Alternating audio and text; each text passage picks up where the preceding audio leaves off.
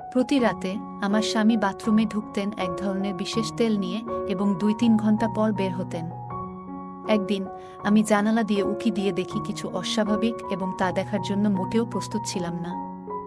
আমার নাম তানিয়া, বয়স ২৩। দেখতে অনেক সুন্দর আর আকর্ষণীয় ছিলাম।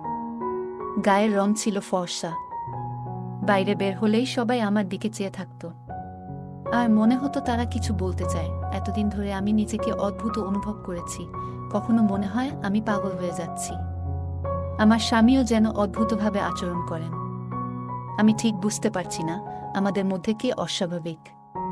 সেই বিশেষ তেলের বিষয়টি আমার জীবনের সবচেয়ে বড় সমস্যা হয়ে উঠেছিল, যা কেউ কল্পনাও করতে পারবে না। প্রতিদিন স্বামী নতুন ধরনের একটি বিশেষ তেল নিয়ে আসতেন এবং এমনভাবে রাখতেন যেন এটি খুবই মূল্যবান। প্রতি ১৫ মিনিটে তিনি সেই তেলের জন্য পাগলের মতো তাড়াহুড়ো করতেন। আমি বুঝতে পারছিলাম না কেন তিনি সব সময় চেক করতেন যে তার বিশেষ তেলে কোনো সমস্যা হয়েছে কিনা বা কেউ চুরি করেছে কিনা। বন্ধুরা, আমার গল্পগুলো তোমরা শুনো কিন্তু সাবস্ক্রাইব করো না।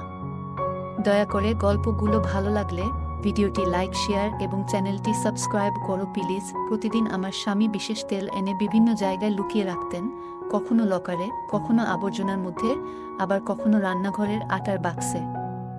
এই বিশেষ তেল প্রতি তার এমন আগ্রহ আমাকে পাগল করে তুলেছিল। যখন আমি নতুন বউ হয়ে ঘরে এলাম, তখনও তার হাতে একই বিশেষ তেল ছিল। আমাদের কথা বলা শেষ হলে তিনি বিশেষ তেল নিয়ে বাথরুমে গেলেন। আমি অপেক্ষা করতে করতে ঘুমিয়ে পড়েছিলাম। অনেক সময় পেরিয়ে যাওয়ার পর যখন ঘুম ভাঙল, দেখি তিনি বাথরুম থেকে বেরিয়ে এসেছেন। তার হাতে সেই ব্যাগ ছিল যার ভেতরে বিশেষ তেল রাখা ছিল। প্রায় ৩ ঘন্টা বাথরুমে তালাবদ্ধ ছিলেন তিনি এবং বের হয়ে বললেন, সমস্ত সমস্যা সমাধান হয়েছে।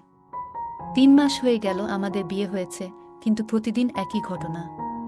বাথরুম থেকে পানি পড়ার শব্দ আর স্বামীর অদ্ভুত আচরণ আমাকে খুব চিন্তিত করে তুলেছিল। তবে কাউকে বলতে সাহস পেতাম না। এক রাতে জানালা দিয়ে উঁকি দিয়ে দেখলাম স্বামীর বিশেষ তেলের মন্ত্র রহস্য। আমার মা-বাবা আমাকে অনেক ভালোবাসতেন। আমি ছিলাম তাদের ছোট মেয়ে, সব ভাই বোনের মধ্যে সবচেয়ে ছোট। আমার ছোটবেলায় অনেক অসুস্থ ছিলাম। বাবা মা সবসময় আমার জন্য প্রার্থনা করতেন। আমার চিকিৎসা চলছিল, তাই পরিবারের সবাই আমাকে অনেক ভালোবাসত। বাবা মা সবসময় ঈশ্বরের কাছে প্রার্থনা করতেন আমার সুস্থতার জন্য, কিন্তু তারা জানতেন না যে তাদের জীবন এত তাড়াতাড়ি শেষ হয়ে যাবে এবং তাদের আদরের কনিষ্ঠ কন্যাটি একা হয়ে যাবে। আমি তখন মাত্র ৭ বছর বয়সী। একবার আমরা পিকনিকে যাচ্ছিলাম, হঠাৎ বাস দুর্ঘটনার কবলে পড়ি। দুর্ঘটনা এত ভয়াবহ ছিল যে আমার বাবা মা এবং ভাই বোন সবাই ঘটনাস্থলেই মারা যান। আমি বেঁচে গিয়েছিলাম, কিন্তু সেই দিনটি আমার জীবনকে পুরোপুরি বদলে দিয়েছিল। অনেকেই আমাকে দেখে দুঃখ প্রকাশ করত, ভাবতো আমি বাবা মা ছাড়া কিভাবে বাঁচব। আমার মনে হয় যদি আমি সেদিনও চলে যেতাম তাহলে ভালো হতো। সবাই বলতো এই মেয়ে এতিম হয়ে জীবন কাটাবে। আমার পুরো পরিবার হারিয়ে গিয়েছিল। সেই সময় আমার বাবার সৎ ভাই আমাকে তার বাড়িতে আশ্রয় দিয়েছিলেন, কারণ অন্য কেউ আমাকে রাখতে চাইছিল না। আমার মায়ের আত্মীয়রাও আমাকে নিজেদের বাড়িতে নিতে ভরসা পাননি। ওরা আমাকে অনেক ঠাট্টা করত, আর সেই ঠাট্টা শুনতে শুনতে আমি বড় হলাম। যখন বিয়ের বয়স এলো, আমার খালা আমাকে এমন একজনের সাথে বিয়ে দিলেন যাকে আমি চিনতাম না। আমি ভাবতাম খালার বাসায় সারাদিন কাজ করতে হবে, তাই স্বামীর বাড়িতে কাজ করাই ভালো। স্বামী খুব সুদর্শন ও স্মার্ট ছিল, কিন্তু তার পরিবার সম্পর্কে আমি কিছু জানতাম না। আমার খালা আমাকে বলেছিলেন, তোমাকে এখন শ্বশুরবাড়িতে থাকতে হবে। আমার কাছে তোমার খরচ বহন করার টাকা নেই। যাই হোক না কেন, তোমার শ্বশুরবাড়ির সাথে থাকতে হবে। আমি বুঝতে পারলাম খালা আমাকে তাড়াতাড়ি বিয়ে দিয়ে নিজের মেয়েদের জন্য পথ পরিষ্কার করতে চেয়েছিলেন। বিয়ের পরে স্বামীর পরিবারের অদ্ভুত আচরণ দেখে আমি চিন্তিত হয়ে পড়লাম। আমার স্বামী বিয়ের প্রথম রাত থেকেই আমাকে এড়িয়ে চলত। সে সারা রাত বাথরুমে কাটাতো, আর আমি ভাবতাম হয়তো সে এসে ঘুমাবে। কিন্তু ১ মাস পেরিয়ে গেলেও স্বামী আমাকে স্পর্শ করেনি। শাশুড়ি বললেন, তোমার স্বামী তোমাকে একদিনও স্পর্শ করেনি। আমি বুঝতে পারলাম আমার জীবন সত্যিই কঠিন হতে চলেছে। লজ্জার কারণে আমি কাউকে কিছু বলতে পারিনি। ১ মাস পরে মামির সাথে দেখা করতে গেলে তিনি আমাকে দেখে আঁতকে উঠলেন এবং নানা প্রশ্ন করতে লাগলেন। আমি বিস্মিত হয়ে তার দিকে তাকালাম। তিনি আগেও এমন অদ্ভুতভাবে কথা বলেছিলেন, যেন আমার সাথে কোনো সম্পর্ক নেই। তার কথায় আমি খুব কষ্ট পেলাম, কারণ আমার শৈশব এই বাড়িতেই কেটেছে। আমি ভাবতাম মামা খালার সাথে দেখা করার আমার অধিকার আছে, কিন্তু এখানে এসে দেখলাম আমার স্বামী বাথরুমে যাচ্ছিল। আমি তার কাছে তুচ্ছ মনে হলাম। আমি নীরব থাকলাম, রাগ নিয়ন্ত্রণ করলাম এবং আমার ভাগ্যকে মেনে নিলাম। প্রতি মুহূর্তে ভাবতাম, কেন আমি নীরব থাকি? আমার স্বামীর সত্যটা প্রকাশ করা উচিত, কিন্তু বাস্তবে কিছু করতে পারতাম না। নিজেকে ঘরের কাজে ব্যস্ত রাখতে শুরু করলাম, রান্না, পরিষ্কার, পরিবারের জামাকাপড় ইত্যাদি। খালার বাড়িতে কাজের মেয়ে ছিলাম, আর এখন শ্বশুরবাড়িতেও একই জীবন যাপন করছি। একদিন ভাবলাম, আর কতদিন এভাবে বাঁচব? রুদ্ধস্বরে স্বামীকে সব বললাম। শোনার পর তার মা নাতিনাতনি চাইলেন, আর স্বামী বিদ্যুতের শকের মতো হয়ে গেল। আমি নিশ্চিত হলাম স্বামী পুরুষত্বহীন। প্রতিরাতে ঘুমানোর অজুহাতে বাথরুমে যেত, সে বাথরুমে থেকে বেরিয়ে আমার ঘুমানোর অপেক্ষা করত। কেউ নতুন বউকে এভাবে একা রেখে সারা রাত বাথরুমে কাটাবে না। আমি সিদ্ধান্ত নিলাম, স্বামীর এই গোপন কথাটা জানাতে হবে এবং একদিন রাতে সবার সামনে সত্যটা তুলে ধরব। এক রাতে স্বামীর মুখে অদ্ভুত হাসি দেখে আমি জেগে থাকার চেষ্টা করলাম। সে বলল, তুমি তাড়াতাড়ি ঘুমাও, আমি ডিস্টার্ব করব না। তারপর রুমের লাইট অফ করে বের হয়ে গেল। শুয়ে পড়ার সাথে সাথে আমি ক্লান্ত হয়ে পড়ে ঘুমিয়ে যেতাম। আজ জেগে থাকার চেষ্টা করছিলাম, কিন্তু ঘুমের উপর নিয়ন্ত্রণ ছিল না। আমি বললাম, ভালো লাগছে না, ঘুমাতে চাই। স্বামী বলল, ঠিক আছে। আমি 1 ঘন্টা স্বামীর জন্য অপেক্ষা করছিলাম। যখন গভীর ঘুমে ছিলাম, স্বামী এসে বাথরুমের দরজা বন্ধ করল। ভয় পাইনি, বরং চোরের মতো আস্তে আস্তে বাথরুমের দরজার কাছে গেলাম। বাথরুমের জানালা অনেক উঁচু ছিল, তাই চেয়ার এনে জানালার কাছে গেলাম। রাত 2টা বাজে, বাড়ির কেউ দেখেনি। চেয়ারে উঠে জানালা দিয়ে দেখার চেষ্টা করলাম, কেন স্বামী এতক্ষণ বাথরুমে কাটাচ্ছেন। পা কাঁপছিল, তবু সাহস করে জানালায় তাকালাম। ভেতরের দৃশ্য দেখে মাথা ঘুরে গেল, চোখে জল এলো। রুমে ফিরে কাঁদতে লাগলাম। বুঝলাম খালা স্বামীর বাস্তবতা জানতেন, তাই আমাকে এখানে পাঠিয়েছেন। আমি খুব সুন্দরী ছিলাম, কিন্তু এই নরকে পড়ে গেছি। আমার খালা ভয় পেতেন যে তার মেয়েদের থেকে ভালো সম্পর্ক আমি পেয়ে যাব। তাই তিনি আমাকে এমন একজনের সাথে বিয়ে দিলেন যাকে আমি জানতাম না। আমি বুঝতে পারলাম, শাশুড়ি ও শ্বশুরবাড়ির লোকেরা স্বামীর আসল চেহারা জানতেন না। তারা নিজেদের জীবন নিয়ে ব্যস্ত ছিলেন এবং স্বামীর দিকে কেউ নজর দিত না। অনেক অভিভাবক মনে করেন সন্তানকে বিয়ে দিয়ে দায়িত্ব শেষ, কিন্তু আমার জীবন নষ্ট হলো। স্বামী পুরুষত্বহীন, অথচ কেউ জানত না। তারা শুধু আমাকে বিয়ে দিয়েই দায়িত্ব শেষ মনে করেছিল। আমি নীরব থাকার মেয়ে নই, চুপ থেকে কিছু অর্জন করতে পারি না। শ্বশুরবাড়ির লোকেরা সারা জীবন আমাকে সন্তান না হওয়ার জন্য তিরস্কার করত। আমাকে অপমান সহ্য করতে হতো। এখন আমি ভাবছি কি করব এবং কোথায় যাব। আমার মাথা লুকানোর আর কোনো জায়গা ছিল না। মামার বাসায়ও যেতে পারছিলাম না, কারণ আন্টি নিষেধ করেছিলেন। ঠিক করলাম, আর চুপ থাকব না। কিন্তু আমার পিছনে কেউ ছিল না। স্বামী বাথরুমে ছিল, আর আমি অপেক্ষা করছিলাম। সে বের হলে রেগে গিয়ে তার কলার চেপে ধরলাম। চিৎকার করে বললাম, তুমি আমার সাথে এমন করলে কেন?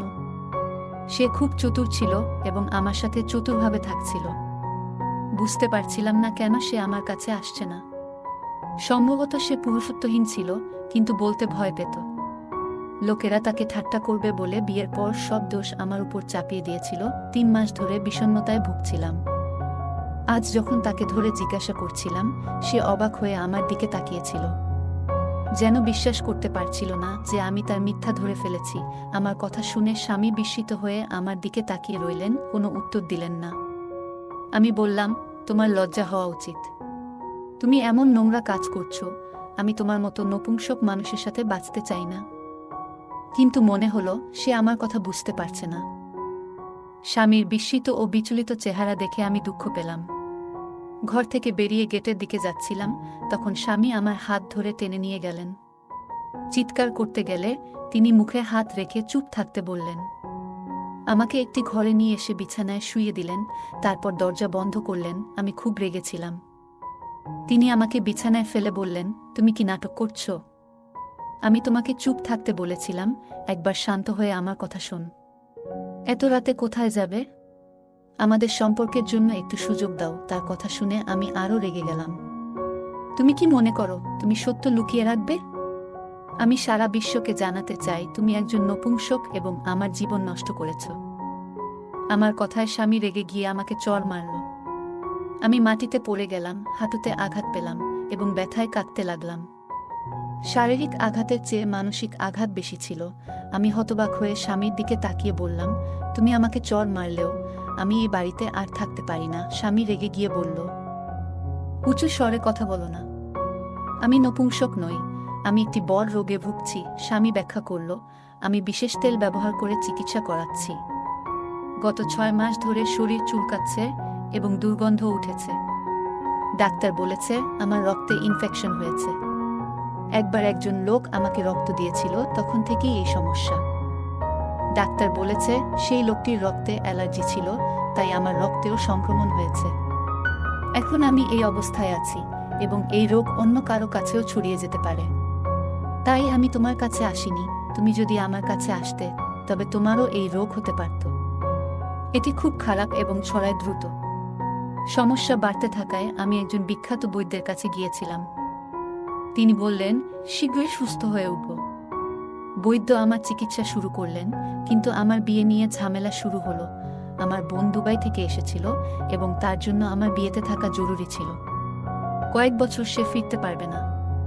আমি বিয়ের জন্য প্রস্তুত ছিলাম না, কিন্তু কেউ আমার কথা শুনল না এবং তারিখ ঠিক করে দিল। বৈদ্য বললেন চিকিৎসা শেষ না হওয়া পর্যন্ত 2-3 মাস বিয়ে করো না। আমার কথা কেউ শুনল না। বিয়ের তারিখ ঠিক হলো। বৈদ্য বললেন তোমার স্ত্রীর থেকে দূরত্ব বজায় রাখতে হবে, সুস্থ থাকতে এবং নিজের যত্ন নিতে হবে। রোগ সারিয়ে তারপর সারা জীবন আরামে থাকো। বৈদ্যের চিকিৎসায় আমি ভালো বোধ করছিলাম, তাই তাকে মানতে হলো। ভেবেছিলাম বিয়ের পর পুরো সত্য বলবো, কিন্তু সাহস পাইনি। এটাই আমার বড় ভুল। তুমি আমাকে ভুল বুঝলে। বিশেষ তেল তোমাকে সারাতে পারবে না। এজন্যই তোমার কাছাকাছি আসিনি এবং তোমার সাথে খোলাখুলি কথা বলিনি। প্রতিদিন আমি বিশেষ তেল নিয়ে এসে চিকিৎসা করতাম, যেন তাড়াতাড়ি সুস্থ হয়ে স্বাভাবিক জীবনযাপন করতে পারি। এতদিন সত্য লুকিয়ে রাখার জন্য স্বামী খুব বিব্রত ছিল। তার চোখের অশ্রু ও মুখের সত্যতা দেখে আমি তার কথা বিশ্বাস করলাম। বললাম, তুমি আগে বললে গত 3 মাস এত উদ্বিগ্ন থাকতাম না। অন্য কেউ হলে হয়তো আমিও তোমার মতো ভাবতাম। তোমার কিছু আচরণে মনে হচ্ছিল তুমি আমাকে প্রতারণা করছো। এখন আমি দুঃখিত যে তোমার সাথে খারাপ ব্যবহার করেছি। স্বামীর কাছে ক্ষমা চেয়ে আশ্বাস দিলাম, আমি সর্বদা তোমার পাশে থাকব এবং যত্ন নেব যতক্ষণ না তুমি সুস্থ হয়ে ওঠো। আজ আমরা একে অপরের সাথে আছি, তার রোগও নির্মূল হয়েছে এবং আমরা ভালো জীবনযাপন করছি। ছোট ছোট ভুল বোঝাবুঝি কখনো ঘর নষ্ট করে দেয়। আমাদের একে অপরকে বোঝার চেষ্টা করা উচিত। অন্যের হৃদয়ের অবস্থা না জেনে যদি আমরা সমর্থন করি, তাহলে অনেক সমস্যা এড়ানো যায়। ঈশ্বর আমাদের বোঝার ক্ষমতা এবং সঠিক সিদ্ধান্ত নেওয়ার শক্তি দিন। এখন আমাদের একটি 2 বছরের মেয়ে আছে, আর জীবনের সব সমস্যা চলে গেছে। আমার স্বামী এত ভালো যে মাঝে মাঝে আমি ভাবি এমন একজনকে আমি সন্দেহ করেছি। এখন আমি আমার পুরো পরিবার নিয়ে খুব খুশি। গল্পটা কেমন লাগলো জানাতে ভুলবে না। আরও মজার মজার রোমান্টিক গল্প শুনতে চাইলে ভিডিওটি লাইক, শেয়ার এবং চ্যানেলটি সাবস্ক্রাইব করতে এবং বেল আইকনটি টিপতে ভুলবে না। ধন্যবাদ।